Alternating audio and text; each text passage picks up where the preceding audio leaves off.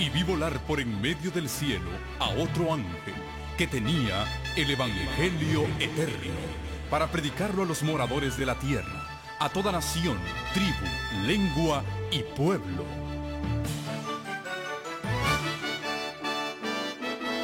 Con ustedes su programa cristiano con temas bíblicos de actualidad. Un programa que trae al mundo la verdad presente. Este es el Evangelio eterno.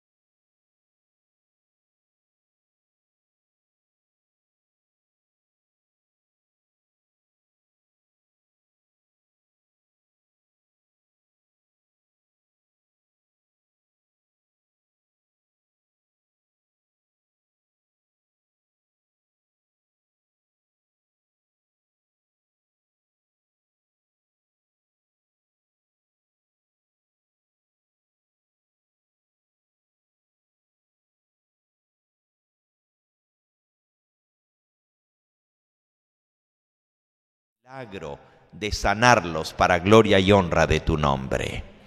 Te pedimos también por aquellos que han de sellar su vida contigo a través del bautismo el día de mañana, que también tú les acompañes y que este sea un día muy feliz para cada uno de ellos. Y te suplicamos por nuestros seres queridos inconversos, los que aún no se han entregado a ti, que lo hagan antes que sea demasiado tarde. Gracias por escuchar nuestra oración, gracias por respondernos, porque tú dijiste que todo lo que te pidamos en el nombre de Jesús nos lo darías. En el bendito nombre de tu Hijo te lo agradecemos y te lo pedimos todo. Amén, Señor. Amén. Amén.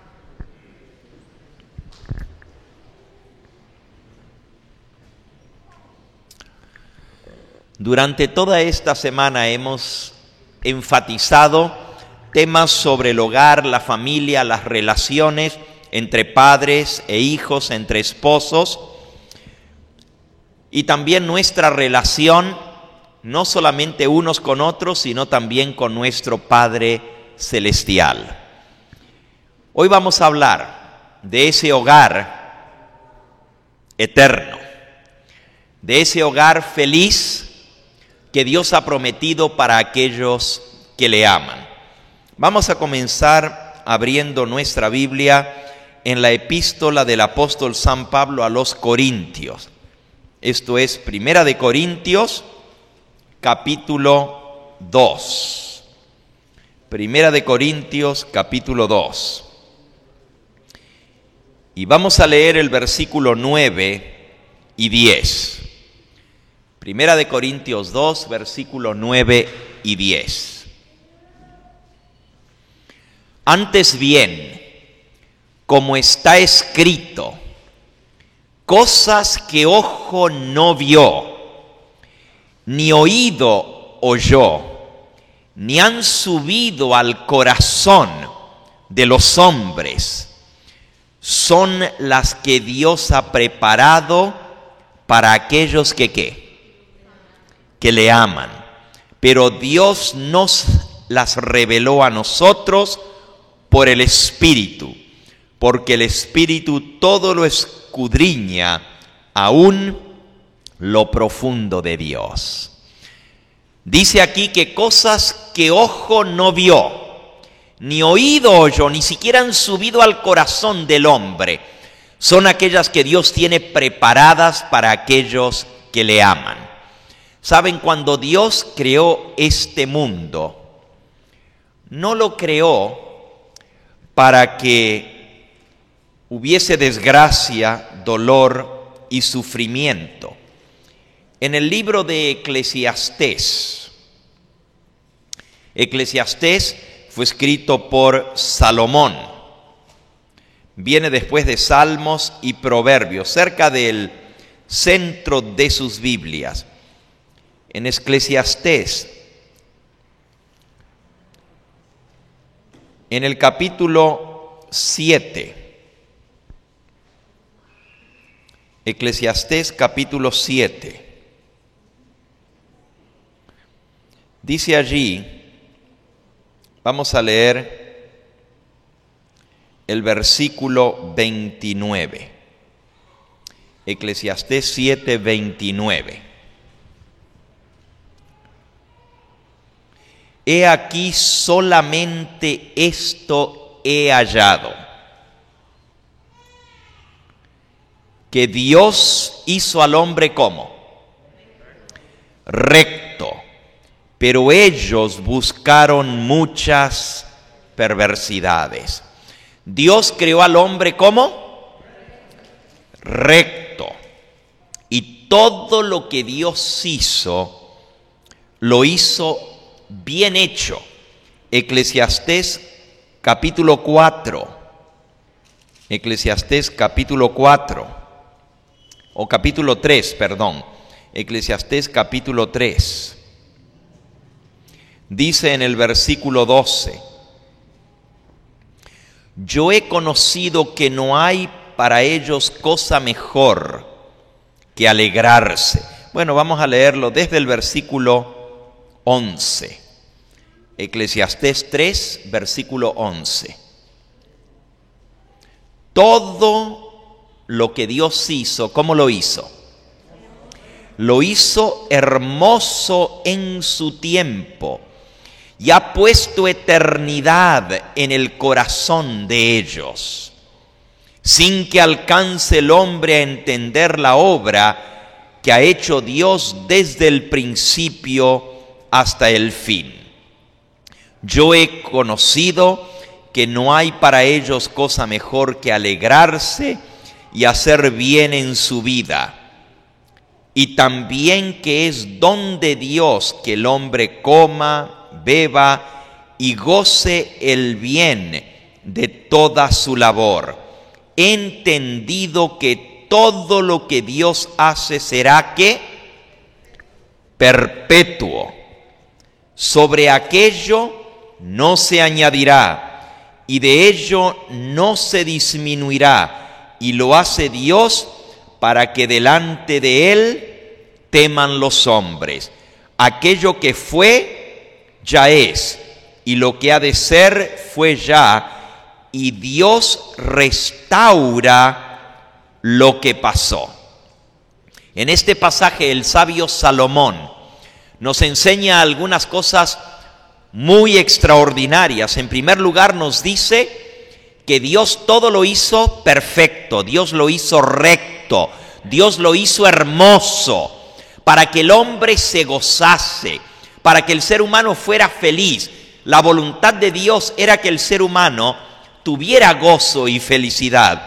Y dice allí, yo he encontrado que no hay cosa mejor que el hombre se goce, que viva feliz, que coma, que beba, que goce y disfrute de la obra de sus manos, de la labor que hace. Y dice, he entendido que todo lo que Dios hace, lo hace para que dure para ¿cuánto tiempo? Perpetuo, dice, para siempre. Pero aquello que una vez fue, va a volver a ser, y Dios restaurará lo que pasó. Esa es la esperanza que nosotros tenemos, que Dios va a restaurar esta tierra como fue en un principio. Cuando Dios creó al hombre, no solamente que lo hizo recto y perfecto, pero lo puso en un ambiente para garantizar su alegría, su felicidad, su gozo, para que fuera realmente feliz y encontrase realización a todos sus anhelos. Ya aprendimos esta semana que Dios creó al hombre y a la mujer, le hizo al hombre una ayuda idónea para que el hombre pudiera ser feliz y alegrarse. Dijo Dios, dejará el hombre a su padre y a su madre, se unirá a su mujer y serán los dos una sola carne.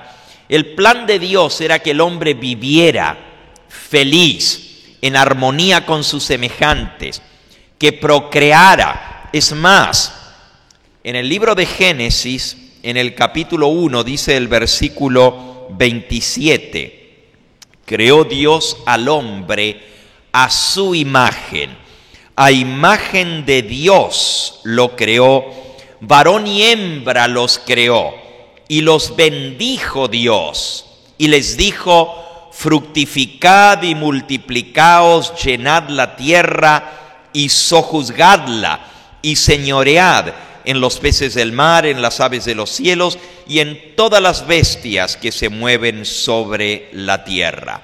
Así que Dios creó al hombre a su imagen y semejanza, varón y hembra los creó, y dice que los bendijo y les dijo, fructificad, multiplicaos, llenad la tierra. Parte de la perfección que Dios creó es que los hizo varón y mujer. Dios formó el sexo. Ahora, cuando nosotros escuchamos la palabra sexo, pensamos en el acto sexual, pero en realidad Sexo no es una mala palabra. Si yo te pregunto de qué sexo eres tú, pues eres o varón o eres mujer. Dios nos creó de esa manera y nos hizo con nuestras diferencias. Él nos formó de tal manera que el hombre encontrase su felicidad y se completase con su mujer. Y a la mujer la hizo para que fuera feliz al lado del hombre. Él nos hizo de ambos sexos, varón y mujer. Y Él colocó a Adán y a Eva en un jardín. Dice en el capítulo 2 del libro de Génesis, versículo 8, Jehová Dios plantó un huerto en Edén, al oriente, y puso allí al hombre que había formado. Dios plantó un jardín en el Edén. Por eso se conoce el primer hogar de nuestros primeros padres como el jardín del Edén. Era un paraíso. Y la palabra paraíso quiere decir justamente un jardín hermoso. Dios quería que el hombre fuera feliz. Podría haberlo puesto a que él se levantase su hogar, su casa, que trabajase arduamente para hacerlo, pero Él le dio un hogar perfecto, le dio un jardín que Dios mismo, con primura, con amor, se encargó de decorar, con flores, con enredaderas, con árboles frutales, con caminitos en medio del bosque, en medio de las praderas, con colinas cubiertas de flores, de todo tipo de árbol hermoso. Puso los contrastes de los distintos colores de verde, amarillo, verde oscuro, casi tirando a azul, el agua en medio de las colinas, lagos, arroyos. Dice que en el mismo jardín que Dios plantó, nacían ríos. Fíjense, en el versículo 10 dice, salía del huerto del Edén un río para regar el jardín, y de allí se repartía en 4 brazos. El nombre del primero era Pisón, que es el que rodea toda la tierra de Ávila, donde hay oro, y el oro de aquella tierra es bueno, y hay también allí bedelio y ónice. El nombre del segundo río es Gihón, que es el que rodea toda la tierra de Cus. El nombre del tercer río es Hidekel, que es el que va al oriente de Asiria, y el cuarto río es el Éufrates. Tomó pues Jehová Dios al hombre y lo puso en el huerto del Edén, para que lo labrase y lo guardase. Y mandó Jehová Dios al hombre diciendo, de todo árbol del huerto podrás comer, mas del árbol de la ciencia del bien y del mal no comerás, porque el día que de él comieres ciertamente morirás. Y dijo Jehová Dios, no es bueno que el hombre esté solo, haré para él ayuda idónea. Así que Dios colocó al hombre en un jardín. Del jardín brotaba un río que se dividía en 4 brazos, en 4 afluentes. Y ahí están los nombres de los 4 ríos que nacían del jardín del Edén. Qué lugar hermoso, con vertientes de aguas que salían del fondo de la tierra. Algo realmente hermoso. No solamente eso, Dios colocó todo tipo de árbol. Fíjense el versículo 9, y Jehová Dios hizo nacer de la tierra todo árbol delicioso a la vista y bueno para comer, y también el árbol de la vida en medio del huerto y el árbol de la ciencia del bien y del mal. Todo tipo de árbol hermoso a la vista y delicioso para comer. Dios podría haber puesto en una sola fruta todo lo que el hombre necesitaba para su sustento. En una sola fruta le podría haber puesto todos los minerales, todas las vitaminas, todas las proteínas, todos los aminoácidos, todas las enzimas, todo lo que el cuerpo necesita. Dios lo podría haber colocado en una sola fruta, haberla hecho la fruta perfecta. Pero qué aburrido hubiera sido comer siempre lo mismo, ¿verdad? Sin embargo, Dios lo hizo de una variedad tanto atrayente a los ojos como también delicioso al aroma y al paladar. Imagínense, el que creó todo esto, ¿cómo será ese Dios que se deleitó en poner frutas con distintos sabores, distintos tamaños, colores y aromas? Pónganse a pensar entre la diferencia que hay entre una mandarina o una naranja con una sandía o con un melón. No se parecen en nada, completamente distintos. O la diferencia que hay entre un mango y un plátano, una banana, ¿no es cierto? ¿Cuál es la fruta que más te gusta a ti? ¿Han probado el zapote? ¿Verdad que es bueno?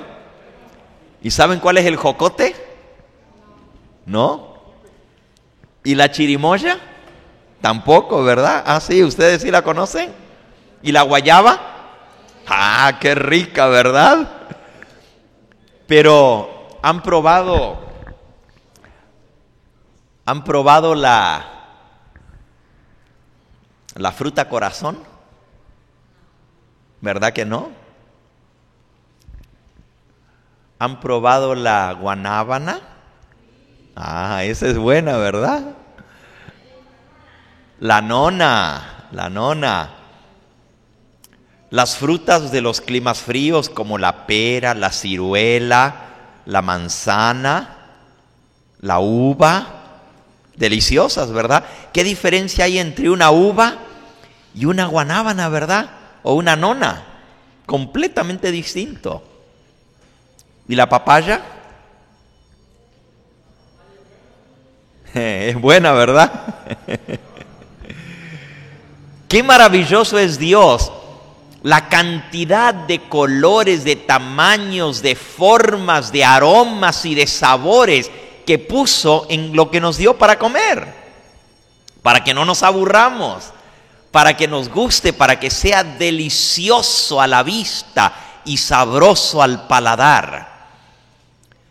También dice que dio o puso en el centro del huerto el árbol de la vida.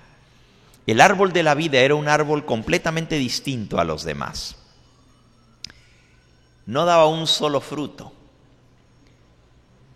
como casi todos los árboles que primero dan flor, después va madurando la fruta de pequeñita a grande hasta que llega a estar lista para comer. El árbol de la vida florecía, echaba fruto y maduraba todo en el ciclo lunar. En la luna nueva tiraba la flor. En luna llena estaba el fruto y para luna, al completarse el mes, cuando salía la nueva flor, la fruta estaba madura.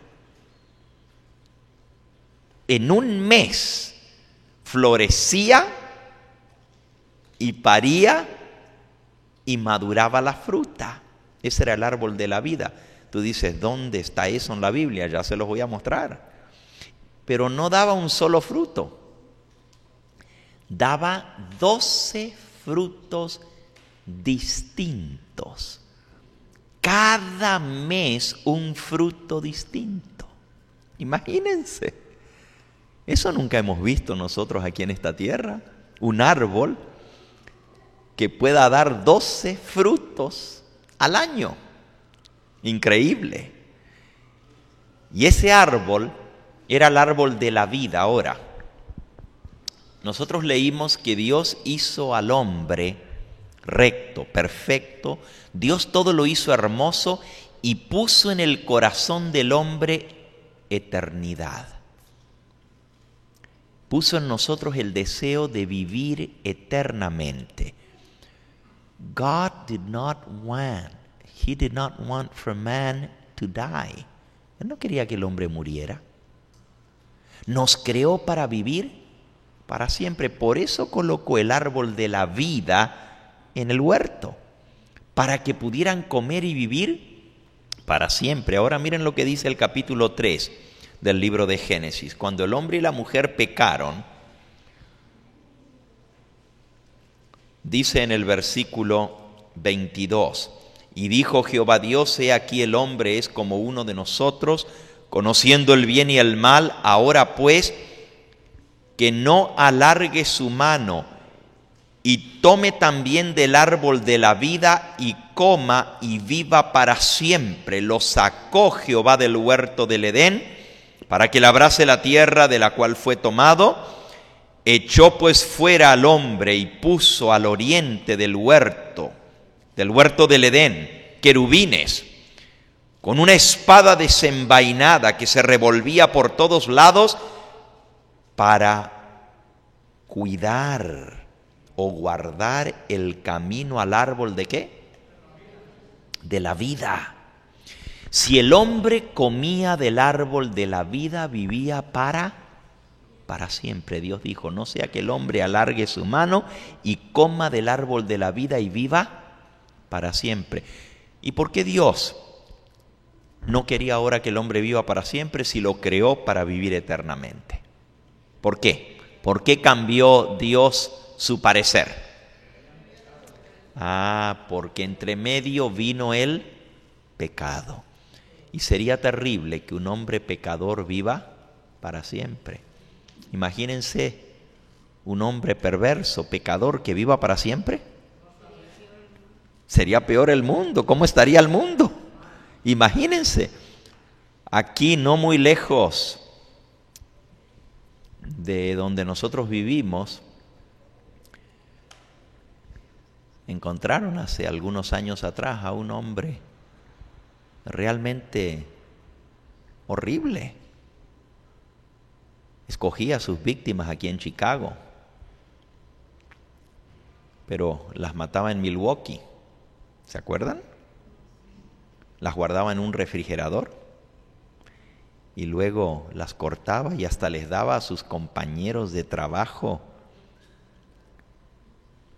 a comer de la carne de sus víctimas. Y nosotros, nos espanta lo que estamos diciendo, pero no es cuento. Sí pasó, y no pasó muy lejos de aquí.